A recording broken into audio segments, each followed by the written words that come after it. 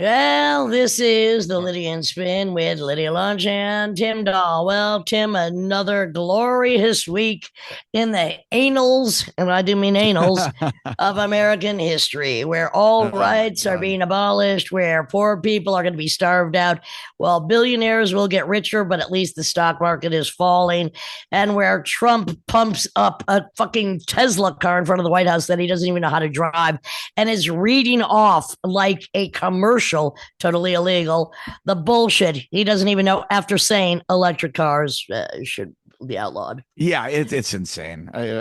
It's like fucking exhausting. It's just like it's Well, it's interesting. exhausting because it's 24/7 nonstop. If you turn Right. it off and you don't, but the thing is, how do you catch up when everything is a disaster that they're doing? Absolutely. And they know some of those things are going to be a disaster. They're not going to get off the ground, as you were saying earlier, in order to sneak in all these other fucking things. And it's I mean, I don't know. We're paying for their salaries. It's like our taxpayers pay for this. Well, Fuck and off. again, like I said, I mean, do protests solve anything? No, I'm not sure. I mean, if they're massive, as our guest Rose Tang will be talking about on this episode, it calls attention publicly. But I mean, the whole world right now, maybe other than Scandinavia, even they should probably be in protest because they're very close to Russia. The whole world needs to be in a protest right now. And, there needs to be, I mean, the problem with overthrows is it's usually even worse militants Yeah, that overthrow anything. Robespierre, French Revolution, oppressed become the oppressor. Oh, yeah. There's a great interview. I encourage people to check it out with Chris Hedges interviewing Ralph Nader that just came out last week, and they're talking about just like you're talking about, do these protests have any impact? It's been steady since basically since 9/11 with all the periodicals with the people that give them the money, the players, to actually not actually write about protests, activism. It's actually completely edited out of our actual all of our journalism that these things actually do happen, and that's intentional. So people, Well, just I like mean, Rose look, talks I mean, about, there were a lot of protests yesterday about the unfortunate, pro Palestine, meaning pro people's rights to live without being annihilated. Columbia student, there were a lot of protests. There are a lot of protests, and they are covered by certain news outlets. But the problem is this: in the end, are they solving anything? I'm not sure they well, do. historically, they've definitely changed things up. Not It can't. always. All right. I mean, Well, so they we had the civil rights movement. I mean, those we had a lot of. Well, and that's what I'm saying. That's when a whole, not just one city or two. I mean, that's when a whole country comes in concert. And right now, I think the whole world has to come in concert. But I mean, just imagine if all the refugees, of which there are millions, mostly women and children, how could they even rise up when they've been so beaten down? This is the other issue. It's like, I don't know what the solution is. I mean, to overthrow, you'd have to be over, you'd have to actually have a Titanic overthrow where you put them all in one of their $500 million yachts and then you sink it. Well, Not a it's bad interesting. idea. We're all the gun nuts. I thought, isn't this the moment that you rise against government? Isn't this government take over your lives? Well, and you know Moment what? happening It now. it might be that when the MAGAs finally realize what is actually being done, maybe they will cause the revolution that's necessary because these frauds, fucksters, kleptos, narcissists, dictators. I mean, same as it ever was, but really, no. This is because here it's just getting worse because we have more obvious detailing of it every step of the way, and that is causing PTSD and depression in people. And I don't, yeah. Even Marin, my intellectual sadism is getting a bit battered down, but not really because it just gives me food and fodder for fucking thought. anyhow, Marin, our Canadian friend, was saying how there's record amounts of people enlisting into the Canadian military. They're ready for the fight. I never thought I would see the day that. I I mean, mean, I should be laughing. It's like what? I, Uh, you know, I hope it's women, trans people, gay, queer, retro, maskers, punkers, goths. It was just the whole world needs to rise up right now. It can't just be a certain echelon of the population. Well, We there's need to, because we actually, the enemy is the state right now. We are not the enemies of the state. The state is the enemy of us.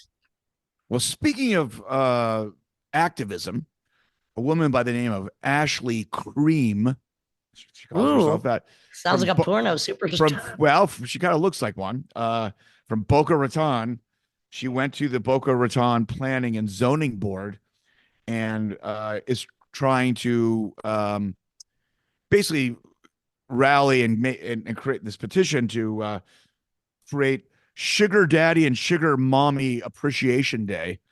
She thinks that they're not represented enough, and Florida is the sugar daddy and sugar mommy Well, capital you know what we of the have United in the States. government? We have shit daddies and shit daddy lovers. Like they ain't sugar daddies. They're taking away not only all the sugar, they're taking away the education, the food from children's mouths. They're taking away the rights of every individual. They are the opposite. They are saccharine daddies, is what they are. They are just bullshit. The problem is they'll have daddy issues, so they want to suck the biggest daddy's dick in hopes they'll become one. And here's where we are right now. Confront the cockocracy. Greenland had its election, and they didn't vote. They voted against United States absorbing it. Oh, really? How strange is that? Well, they're actually there, but there's also it might be they voted for something that might even set up America absorbing it. They got this right of center guy, and through propaganda, it's like we want to be more privatization and pro business. They are living under the social programs that Denmark provides, which is one of the best in the world. So why the fuck you would vote against that? But people, there's propaganda. But I mean, Denmark, yeah, it's one of the highest standard living in the world. Why would you want to piss that away? But looks like they're aiming to do that. It's sort of like my buddy Thor Warland, his actual real name from amazing from Norway, sweet guy. Yeah, basically he was like, yeah, the Norwegian train rail system kind of went to shit because through propaganda they voted to privatize it, and guess who got it? Some English fucking company. And yeah, sure enough, I mean, Elon Musk, who wants to privatize Amtrak, which as if it isn't bad enough. Disaster. So obviously, guess what happens? It goes down in quality and goes up in price. This is the thing about this privatization and all this shit, like all these government programs, they don't really work, and let the people decide through the democracy of the markets. It's such bullshit. And if they are so confident about private takeovers of all these organizations and all these institutions, just put them up next to each other. Let the people decide. You can put up your fucking if they were so interested in privatization, it's so much better. But they want to kill it, and then you have to go to them. Fuck off. What I don't get is this: you have a man, so-called, more like a bloated piece of clown fodder, in a position who has failed at everything he's done, now going to fail this country for everything it has pretended that it has established since the fraudulent concept of democracy. So all the rights are going to be abolished. Everything is going to be privatized, which means everything is going to go down. Billionaires will win. This is going towards not an oligarch. This is going towards the worst thing America's ever entered until its foundation, which wasn't that great either. But here we go. So we will end up a third world country with dictators and billionaires, and the rest of us poorer than we ever were. And you know what? Maybe there will be a revolution then. There might be. We'll see how. Oh, I'm thinking about evolution and AI and seeing where all that goes. They found a 1.4 million year old skull in Spain, which is part of the Homo ancestor group. I didn't realize, which is kind of a precursor to the Neanderthal. So I like to read my bathroom reading. I like to read the World Almanac. Your bathroom reading. Yeah. So I am at World History section, which it's the Cliff Notes of history. It's like Right. everything in 5 pages. Muy importante. It's amazing. Old skull found in Spain. By the way, some of the last cannibals, other than what might still exist in the Amazon somewhere, some of the last cannibals were in the mountains of Spain. They do like their food. Yeah. So all these different kind of human-esque Homo somethings coexisted quite a bit, and they've kind of come and go, but the one we are, the Homo sapien, that kind of last man standing, that was 14,000 years ago, which was our last ice age, and of course now there's also the extinction of the woolly mammoth, which I actually didn't realize this, because I'm like, how old is music? How old is art? We have these exactly. Well, it's really old. It's fashion. So with all these artifacts of us like skinning woolly mammoths and wearing these furs, we found all these kind of ornaments and tokens of, I don't know what the person would be named, like Zorg the spear or something. I don't know, but they'd have these necklaces and all cool kind of shit. So fashion expression is fucking extremely old. I'm kind of going in all many different directions. I'm just excited that we found this 1.4 million year old skull. The thing is, man will wipe out himself by not respecting nature, because with all the cutting to all the climate scientists, and by the way, which we'll have one on the podcast next week, with all of this absolute disrespect for nature and the power of which he is exacting like never before, except for perhaps during, the last ice age. I don't know if we're going into an ice age. We're going into an ice age, a heat wave, a volcanic wave, a floodstone. All of nature's powers are being exerted and are being risen up as revenge against the men that are abusing her. And I mean, is our only hope that nature will abolish some of these fucking places? Well, Lydia, I brought this up before in some like 150 podcasts ago. I don't know, but there's been 5 mass extinction level events that we know of. Total consensus with the science community. We are literally in the 6th one right now. We're in it because 100 to 150 species go extinct every day. So this is a mass and this is man-made. This is a man-made mass catastrophe. We've talked about it forever. That's where we are. It's a matter of when we go down, because it's happening. So whether it's from killing through pollution and climate change 150 species a day, or it's for somebody's fat fucking finger being on the wrong trigger, which they don't even know how to work, that explodes everything, or some anonymous hijacker that decides to step in, because right now, as they also abolish the safeguards that protect us. And by the way, did you know this statistic? We're hearing about all these crashes, a lot of them at Ronald Reagan Airport, right? 15,000 incidents of near crashes since 2021. I heard about that. That's I don't like to think about that one. Because of all the private planes and helicopters. Sure. So I mean, fire, and as the genius stable he is not, said, go hire some MIT students. They're all geniuses to run air traffic control.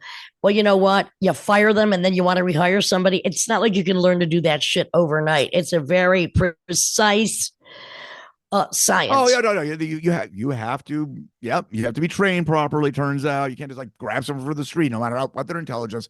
Well, what's interesting is right now, all of the people the ass clown is putting in positions of power are not trained to do anything. They are the least trained and the most aggravated, the most narcissistic, and they're doing the most damage. So welcome to America, asshole. This is where we are. Hello. There's going to be more. There are going to be more aircraft collision incident. Now that the drones are becoming more popular. More droughts, more floods. Droney loves Chachi. Now we're in the more hurricanes, more tornadoes, more snowstorms. There's going to be more of everything that is detrimental and less of everything that is good, except for this podcast, which will go on until a Molotov cocktail flies into my mouth. This is the Lydia and Spin with Lydia Lunch, Tim Dahl, and our special guest, Rose Tang, protester, activist, artist, musician, journalist. Yeah. Thank you.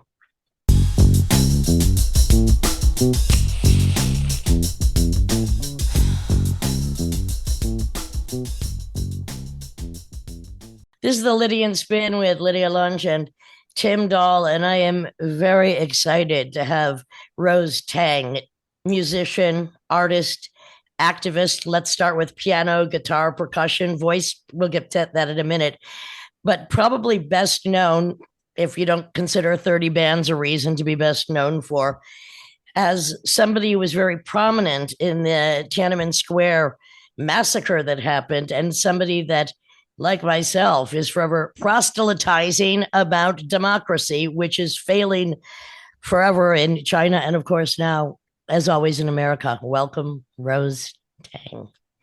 Thank you, Lydia. Thank you, Tim. Yes, it's a pleasure to have you. So I get, where do we begin? I mean, you have your story, but we could also just talk about what do you think what's going on now? I mean, democracy is being challenged in a lot of places right now. I see it as inevitable. It's been a long time coming. It's been accumulating like this. Trump is not the cause. Trump is the result of, say, the symptom of the problem. One of the symptoms, yeah. And, the result of at least 200 years of all sorts of slavery and a very hidden dictatorship. I call it corporate dictatorship. I grew up under the communist dictatorship. I see a lot of similarities here, a lot of deja vu all over again. Here we go. I call it the cockocracy, and I say confront the cockocracy. And it's interesting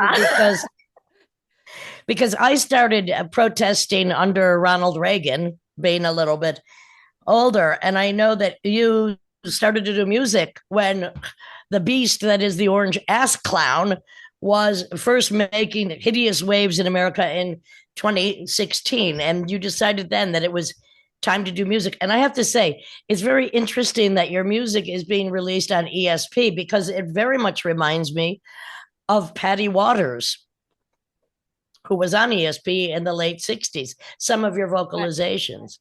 Oh, wow. Yeah, I'm honored. I don't even know who she is. I'm so sorry.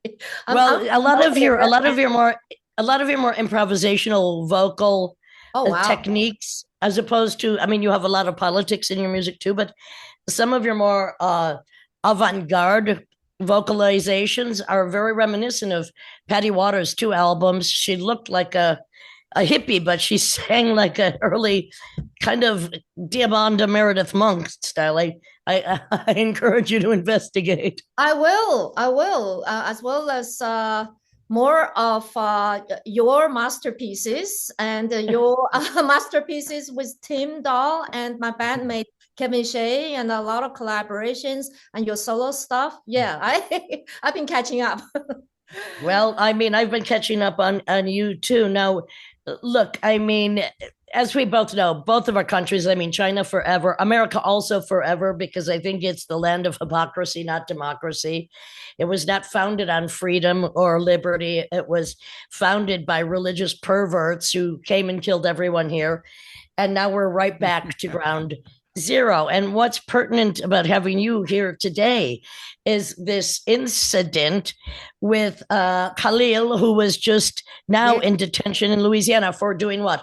Protesting the war in Gaza.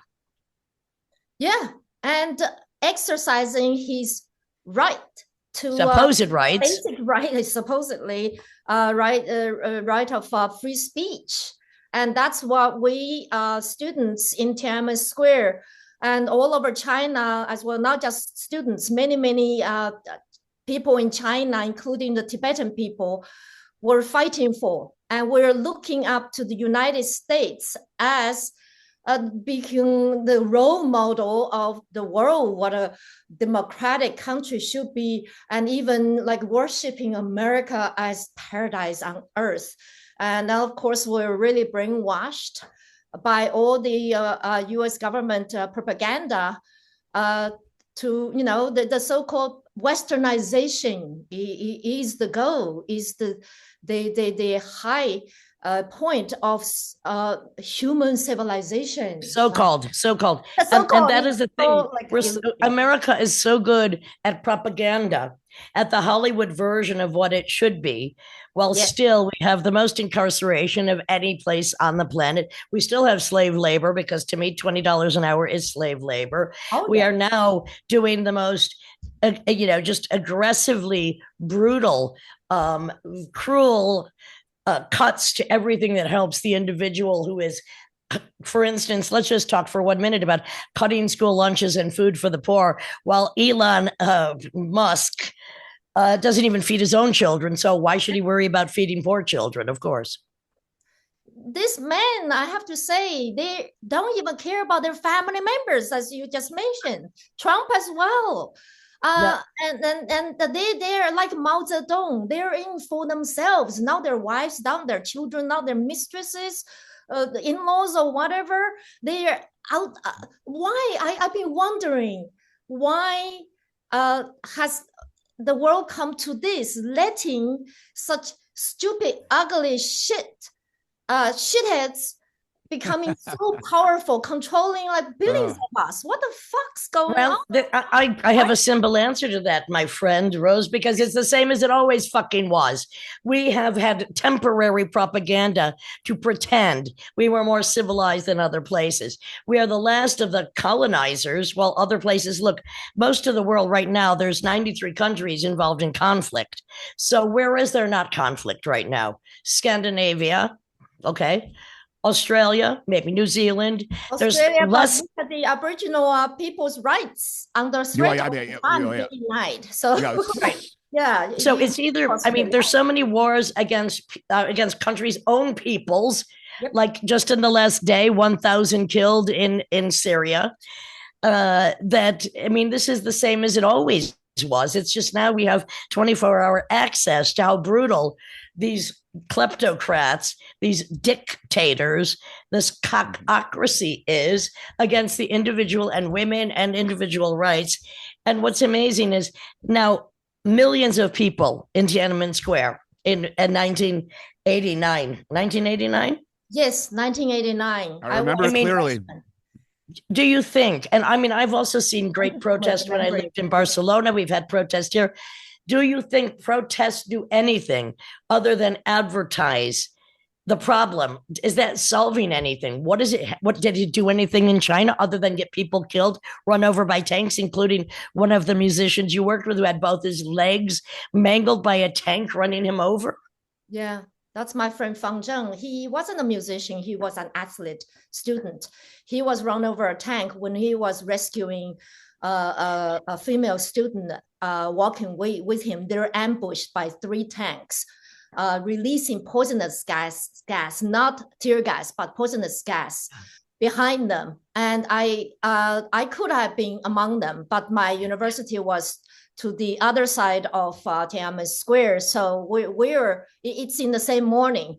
That's when during the whole night when I was among the last group of students being kicked out of Tiananmen at the dawn of June 4th, 1989.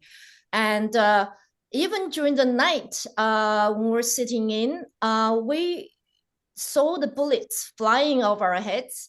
And we're joking, there were rubber bullets. We did not, because we were brainwashed by the Chinese Communist government's propaganda that the People's Liberation Army, People's Army, were brothers and sons of people. So anyway, we did not believe the government was sending troops to kill us, to crush us with tanks. I had to crawl over a tank to get out of Tiananmen Square. I had never thought the state power was so vicious. And for us, even in as you said, Tiananmen Square, on any given day for those 5 weeks of protests, so Tiananmen Square saw at least 1 million people inside the square. It's that big. And people from all walks of life, including I saw monks and I saw little kids, toddlers with their parents and grandparents. And I saw, among the victims were kids too, being crushed to death. And then it pains me to see how the cops here brutalize anybody they don't like, basically, and the subway stations shooting at passengers, you know, and in the streets, and beating up people, beating up not just protesters. Right. And when the real violence happened, like happened to my Chinese friends here in Times Square, when they were under racist attacks, physical assaults, and the cops were standing right there doing nothing. It really pains me to see that, and it pains me to see my 18-year-old daughter, who's a university freshman now. Last night, I was calling her, urging her to go learn her rights on the campus and how to protect herself. And begging her, if she goes to any protests, please let me know. Because this is like in China now, people just get disappeared. That's the passive voice. That's in one of my poems in my latest album, A White Horse is Not a Horse. Disappeared. My song is called Active Passive Voice. I use the passive voice of verbs and active voice of verbs to describe this situation. It's us and them, unfortunately. Humanity, I love this. Yeah. Thank you. I love this quote. I love this quote that you have on your Bandcamp or somewhere that I read it from you, which says, "We were all born with microphones in our hands and swords in our hands, and the world is a theater of absurdity. The stage is ours. We should all play." But again, back to my question, there have been protests forever, everywhere, which people will get beaten down. I mean, the thing is, in Tiananmen Square, when there's 1 million people for weeks, what does it in the end solve? And now that we have a dictator in charge who worships other dictators and who is ensuing all of the cruelty that they also do, what is our solution going to be? I don't know. We protest as much as we can with art, music, speeches, but I'm not even sure what we can do when this is really the same as it ever was, and it's like a disease which goes around the world. More horrible here now, more horrible here now. So many places that the world is suffering now, that the individuals are being disappeared, or the amount of refugees, which we have no idea how many millions and millions and millions, mostly women and children. And lots of them are from China. And a lot from China, and a lot coming through the border with South America. They're that desperate to get out of China, you know, with their kids getting onto those dangerous boat trips, or you know, just walking in the jungles of South America. That's what we're seeing now. So speaking of the protests, one thing I thought, Tiananmen, people, you know, have different views about the legacy of Tiananmen. I don't see it as a failure or success. I don't judge historical events and protests like that. Answering your question, I think, judging from my own experience, I was born without a father. So Mahmoud Khalil's case really hit a chord in me. It gives me, I try to avoid PTSD. I was born without a father. My father, who was an artist, a painter, was arrested and persecuted for 11 years. He was taken away, kidnapped by agents, and then put into a dark, call it black site, basically, black prison. Back then, it called cowshed, Niu Peng, nicknamed after Mao Zedong, naming the state enemies as Niu Gui She Sheng, cow, devils, and snake spirits. We're in the year of the snake, so let's all be snakes, eh? Anyway, so he was guilty for founding and co-editing with my mother, also an art student in the same art school, Sichuan Fine Arts Academy, back in the early 60s, for founding and editing a student's art journal, handwritten newsletters to be put on the walls of the student cafeteria. So my mom gave birth to me. She had to travel for 40 hours on the train to go back to her hometown to be with her parents because nobody could take care of her. My paternal grandparents, their house was ransacked by the Red Guards because my grandfather was a calligrapher artist. And he told the wrong joke about Mao. So, we see all these Cultural Revolution 2.0 redux happening everywhere. Now, everywhere. America, but Europe and you name it, even in Australia. I lived in Australia. I've been in touch with people there. It's pretty much like here, the crackdown, pro-Palestine protests. What I see is that before Tiananmen, I was never even interested in politics. My dad, after he released from prison and reunited with us in 1979, that was a few years after the downfall of Ghana 4, he always warned me, do not touch politics, be away from politics, it's dangerous. To me, I thought it was just boring. It means propaganda everywhere. Fuck that. I grew up in that propaganda shit, propaganda songs, propaganda movies. That's the only culture we were in, we're offered.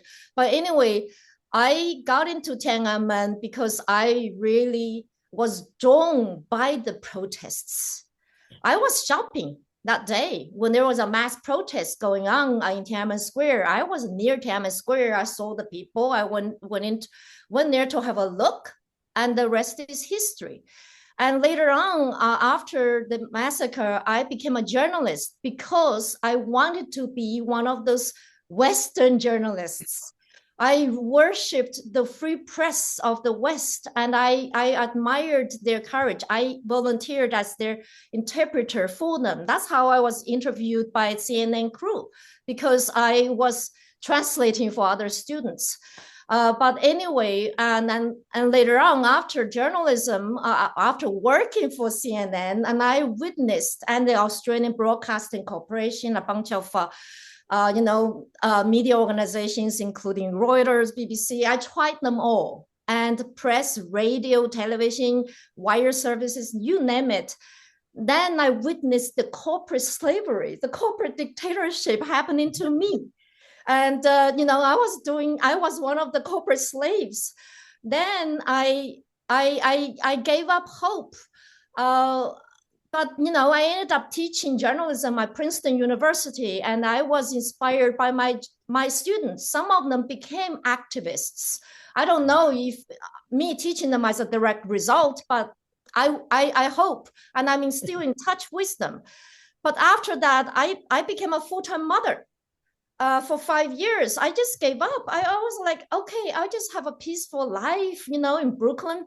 And I gave myself a nickname, unemployed housewife of Brooklyn. But later on, it was the self-immolations of the heroic Tibetans that really hurt me.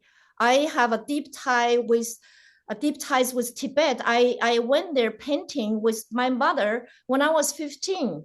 And I was very inspired by their art and their music, the folk music. The best music I've ever heard is still the Tibetan women singing to the cows they were milking, things like that. Or is that a painting of yours behind you? No, it's my bandmate. That's His Holiness the Dalai Lama. This is my bandmate Chris Branch, who's a cousin of Jamie Branch. Okay. Brilliant drummer. He painted it, and I wanted to buy from him, but he refused to give me a price. So here it is in my studio. But anyway, so it was the Tibetan self-immolators. It's really interesting to know Aaron Bushnell, who self-immolated on the 25th of February a year ago. A year before that, on the exact date, it was a very young, also 25 years old, Tibetan musician, Tibetan singer. He's so beautiful. He's so handsome and such a great singer. Tsering Norbu. he self-immolated in front of the Potala Palace exactly on the 25th of February. 1 year before Aaron Bushnell. I'm not sure if Aaron Bushnell was inspired by Tsering Norbu, but this is what a very tragic coincidence. But what I'm saying is that the Tibetan immolators, the spate of them in about 14 years ago, that prompted me to be back in activism. I could not stand this anymore, this state violence spreading everywhere. And I wasn't, how can I say, I wasn't optimistic about America. Rose, I have a question. Do you think Trump's going to declare martial law? There's a lot of theories that he's going to, particularly if, well, one thing they're thinking about doing is releasing Chauvin, the cop who killed George Floyd, or just something to provoke protest, which would give him an excuse to declare martial law. And if he does, I wouldn't be surprised at all. He's the kind of guy, reminds me of a Chinese communist leader or any dictator. They're unpredictable for a purpose. And so chaos causes confusion, which causes just hysteria in the end. Misinformation, deliberate spreading of misinformation, all there. Or renaming territories and landmarks. I mean, that's a classic dictator move. Oh, Timothy, Tim, I've renamed the Gulf of Mexico, the Gulf of America, the Gulf of the Lydian Spin. So I'm not just renaming it. I might as well. Yeah. Rename everything. That's what happened in China after the Chinese Communist Party took over in 1949. Then renamed a lot of the streets. A lot of people had to rename themselves to be red and revolutionary. And there are a lot of streets like Red Flag and East is Red, my classmates will be protecting red, loving red or loving East. East also Mao Zedong, Dong means the East, so loving Mao Zedong, things like that. It's just shocking to see it's happening so quickly now. It's a long time coming, but when it really happens, it's like. But that's evolution. It's always every day. It happens. These things happen really quickly. Very fast. When you say a long time coming, one thing that we don't address is our.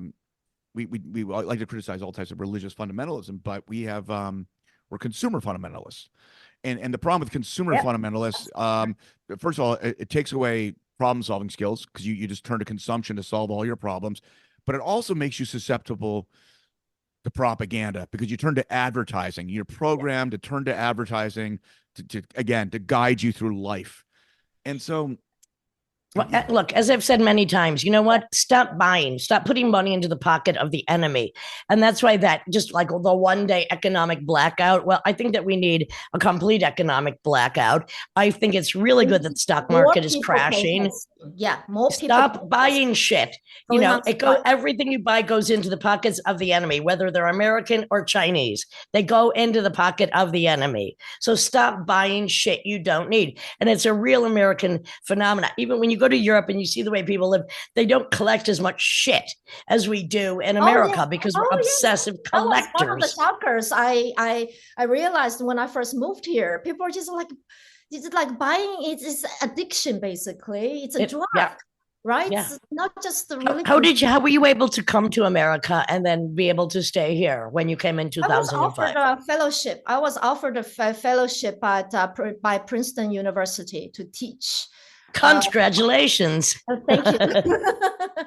But anyway, because I covered post 9/11 invasions of Afghanistan and Iraq when I was a producer at CNN in Hong Kong, and I really didn't want to.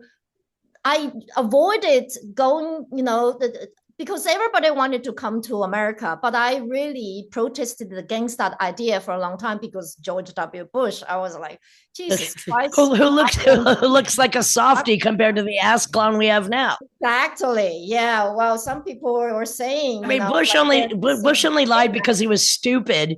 Trump can't tell the truth. I mean, Bush was just another pawn, and Trump pawns everyone else off.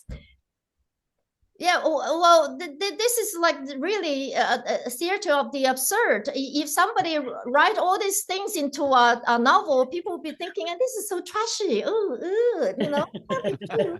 Yes, but speaking of protesting, let me just continue a little bit. I really think the legacy of Tiananmen, I wish we had internet and cell phone, because I did not know. I knew because I marched to other universities. I led the students. I was one of the student leaders of my university, the Beijing Second Foreign Languages Institute. I was the only female leader, to the youngest.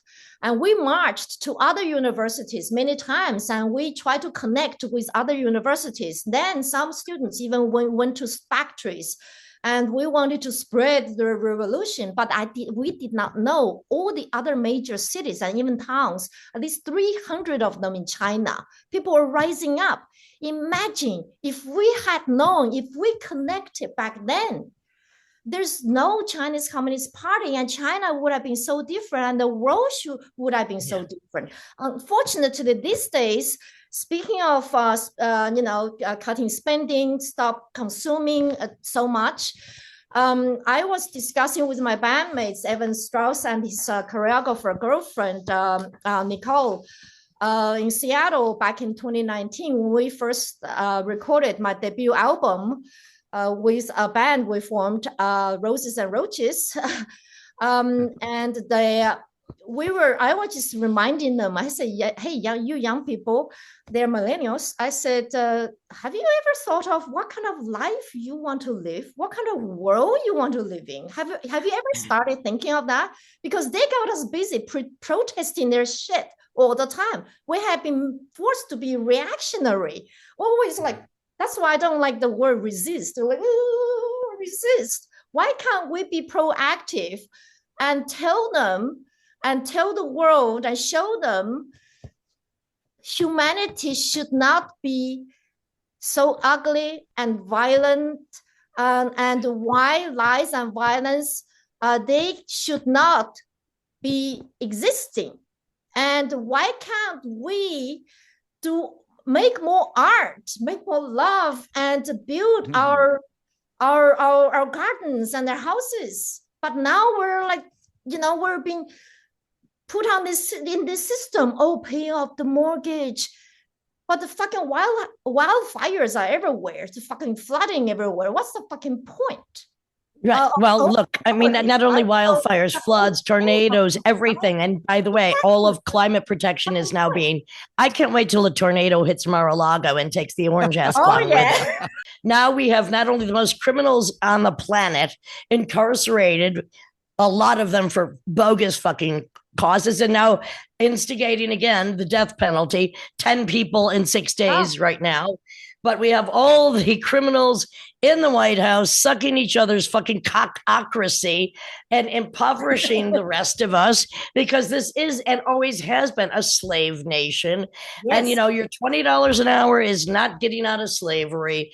And the fact that poor people, but I'm not even sure, because I don't trust the vote. I don't trust the Electoral College.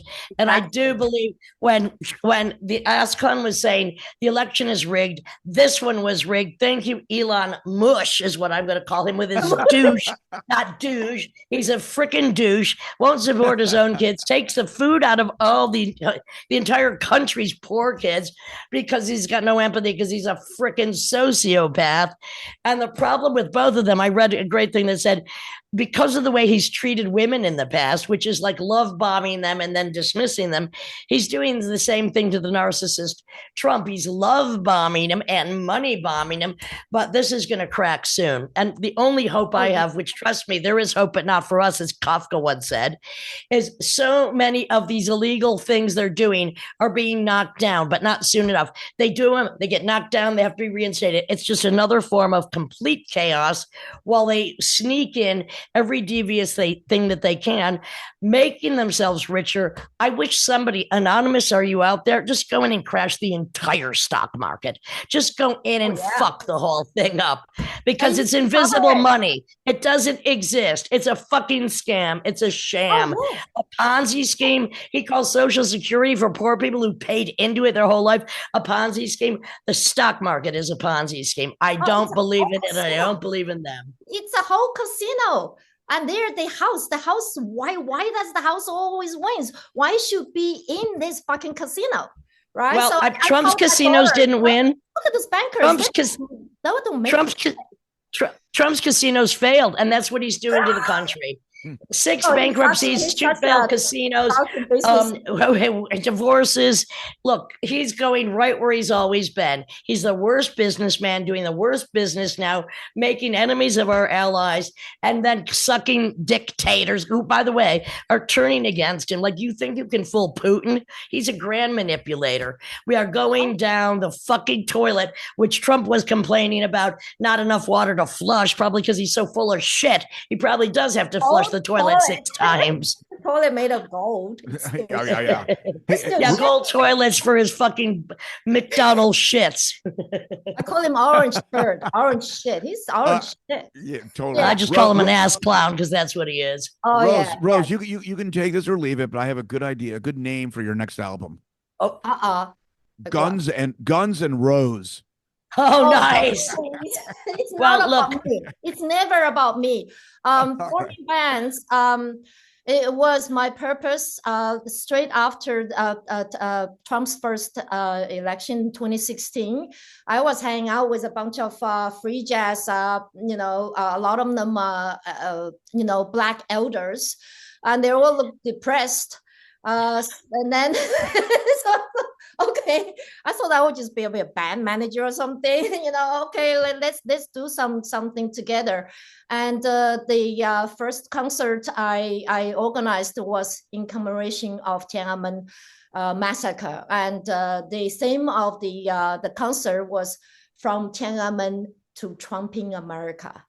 That's back in 2017 when we had the concert. Every year we've been doing this concert, and with a current theme.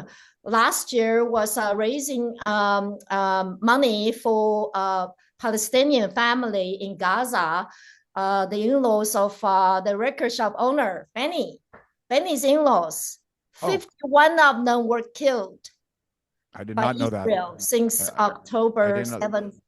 I did not know that. And the whole concept from the ass clown about Gaza is so wrong, so hideous, so cruel, so pathetic. Oh, yeah, well, he thinks he can buy everything. And the thing is, it's not even his own money. Nobody even knows what he has because he won't file his frickin' taxes. Yeah. He's mismanaged everything he's done. How dare you think you can just displace 2 million more people after how many have been killed? We don't even know. By a war that should never happen, as war rages, as the virus it is, fraught by men who either think their God or believe their God is better than everybody else's God. The war is always about one of 3 things: God, land, or minerals or oil. Take it from there. This is never changed. God was the first cop, and that Trump sells Bibles is he should be disavowed by every fucking religious front. Elon's cars in the White House. He's trying to, but sales have gone way down. Let me ask you this though: how did you not, quote unquote, disappear when you're doing all this activism? How did you manage to not be thrown in jail or maybe even killed? I mean, you must have had some close. There's still time for them to come after us, Rose, but we're not going down without a fight. Well, what I've been comparing. This is the thing about the universe. I've been telling the Chinese, students and dissidents here, and I said, look, after Tiananmen massacre, the Chinese government did not send troops or even cops to university campuses. Some of them they did to arrest certain student leaders, and mostly they stayed off the campus, and the faculty protected the students. Unlike what's happening in, UCLA, you name it, Columbia University especially, right? All this doxing of the student protesters, and the faculty, one of the faculty members was an Israeli spy, now she's the dean at Columbia University. Back then, the dean of my faculty, which is the English language faculty, my major was English language, he marched with us. Because we leaders were on the front line, we're on the front of a march. He literally locked arms with us and marched with us. And the vice president of the college was in our marches too. So as soon as the massacre happened, I traveled back to the campus like 20 miles away and walked most of the time with the shoes, not my shoes, because I lost my shoes while crawling over a tank. Anyway, when I went back to campus, the faculty and their families were already waiting at the front gate of the university. And then I told them what happened, and I asked for an ambulance, and they sent an ambulance. And one of the teachers came onto the ambulance, and we went back to a neighborhood near Tiananmen Square where the students were hiding in the Beijing residents' houses. That's how like 24 of us were not killed later, because the massacre happened, for weeks afterwards. Tank man was standing in front of the tank after the day or a couple of days after the massacre began. But anyway, so the faculty directly protected us. They did. The cops, not the cops, but some security guards did come to my dormitory, bang on the door when they were pressured to pick out some student leaders to be arrested. I was sound asleep. My bad habit of sleeping in, because I was exhausted, after all that stuff. I was so sound asleep, I didn't hear the door being pounded by them. So they went around and arrested somebody else. So it was sheer luck. But afterwards, because some of the professors who had access to American TV already saw me on CNN and even recorded it, and later on had to delete it in order to protect me. But those professors, they did not name me. They deliberately protected me. But on the contrary, this is really worrying about universities in the United States. And this is more like the Cultural Revolution style. People are encouraged to turn in your classmates, your students, your professors. I was encouraged to turn in my parents, and I almost did. I was afraid of my mom, so I didn't. I thought she was a class enemy. When she was whispering some political leader, Deng Xiaoping, a bad name back then. She was whispering into the ear of my grandmothers. I was there listening in, thinking, I'm going to turn them in so I can be a little revolutionary hero. That was what's horrifying to me, just about, for instance, I mean, China banning Google or not having a lot of information unless people are sneaking to get it, is that America right now is the opposite. What they're doing with things like X is promoting the worst of dialogue from anybody, like the most devastating, the most destructive, the most stupid, the most racist. So they're providing a platform for just bullshit, and then trying to cut out every other newscaster or insult anybody that doesn't go along with their program. Unfortunately, they do get some bitch back on there, but not quite enough. And the thing is, you have Marco Rubio, you have JD Vance, that total ass clown, 2 weeks ago complaining about free speech in Europe, when right now, what are they doing? They are trying to shut down everybody that doesn't agree with them on any level, and including going after judges and going after, FBI agents, going after Congress people, going after Liz Cheney, whoever thought they would agree with a Cheney, except for Liz when she went after them. Thank you very much. I think the tide has got to be turning. He is being shut down on so many levels. And again, one Molotov Wouldn't hurt anybody but those that deserve to get it right in their fucking big mouth. We've been cornered, so much. We have no choice but just rising up. Everybody has to. Nobody should be an activist. This is our basic rights to be alive, to have a life. And we've been cornered so much. So as you said, the tables have to be turned, and this is the point of history. Unfortunately, the prices paid by the Palestinians, Sudanese, name it, Syrians, and many Tibetans, Uyghurs, and so many other countries. There are so many countries in distress right now. It's not only Ukraine, it's not only Gaza, it's not only Syria, it's so many, it's Yemen, it's Rwanda, it's so many countries right now. It's Venezuela that are in dire straits. And the thing is, this is why the conspiracy of women, cow, needs to rise up, because other than the fluffy, excuse my word, bitches that Trump has as his mouthpiece, grand fucking liars. I don't like to call them bitches because I think bitch is a pretty good word. Exactly. He has female mouthpieces in pastel colors, kowtowing to his bullshit. We need, who do we have? Liz Cheney, Elizabeth Warren. We have a few women in Congress right now. We need more around the world. And I don't know even if that's going to solve anything, because there is a fear of a female planet. Because why? We're not the killers maybe we need to become. Yeah, and I really think this is just from admiring, documenting, and spreading the beautiful pictures and footage of the students rising up, the pro-Palestine movement around the world. I've been religiously sharing all their news and their footage and pictures day and night on social media for the past how many months now since the whole thing began. I really see, especially young people, really, they won't take this bullshit. Come on, Well, and again, Rose, I just have to interrupt and say this. The Gaza Palestinian thing is horrendous. Ukraine, it's horrendous. But there's so many other wars. This is the problem. Yeah. How many can we focus on?